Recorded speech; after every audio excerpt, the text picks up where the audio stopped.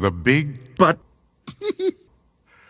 Thomas and Alfred were digging at the edge of the garden when the two men saw a big but. Thomas tried to pick it up, but it was stuck to something. Get off my face, sir. So he gave it a good hard jerk, and it came off in his hand. Thomas and Alfred looked it over carefully. This will make a very good soup, but I think I'll take it home. Then the two men heard something groan and scamper away. When the men got home, the first thing they did was start the soup.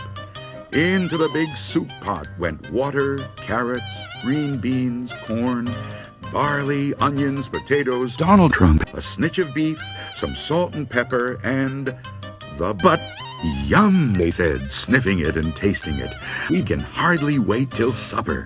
A half hour later, Thomas and Alfred got up and served themselves some soup. That night, Thomas carved the butt into 2 pieces, and they each had a piece. Then they did the dishes, and when it got dark, they went to bed. That night, after Thomas had fallen asleep, Alfred sat in bed trying to read. But all he could think about was the big butt cheeks. How shiny and smooth they were, how thick and heavy. They were beautiful, he thought, just beautiful. Then Alfred thought he heard a strange voice. The sound awakened Thomas. It was something out in the street. It was a voice, and it was calling to him. "Where is my booty?" It groaned. When the two men heard that, they got very scared. "Did you hear that?" Alfred asked. "It's just somebody singing," Thomas told himself, but he was frightened. "Well, let's lock the doors," said Alfred. "That's a good idea," said Thomas. Then Thomas and Alfred heard the voice once more, only now it was closer.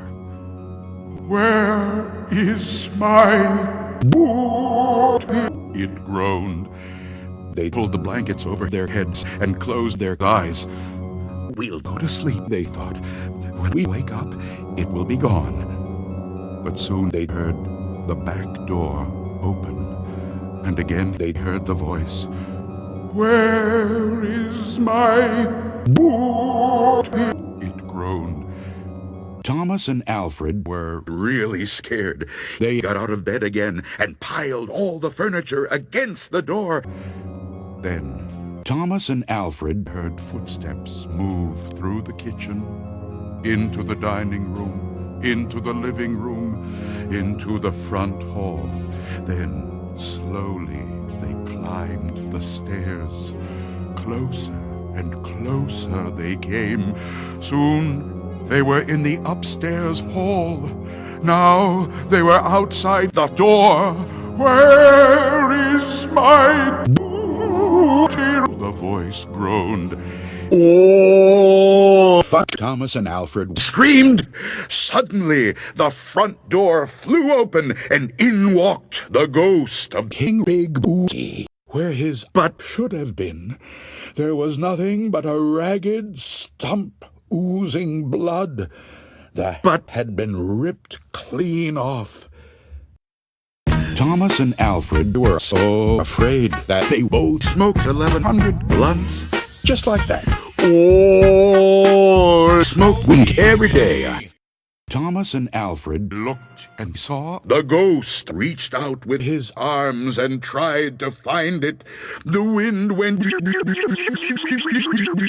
and Thomas and Alfred shivered and shook and moaned, "Oh, Lordy, Lordy!" Then they stopped. "Where is my booty?" The voice groaned. "You've got it!" Or Thomas is dead and Alfred don't know it, or Alfred is dead and Thomas don't know it. They both are dead in the very same bed, and neither one knows that the other one's dead. Baroom, baroom.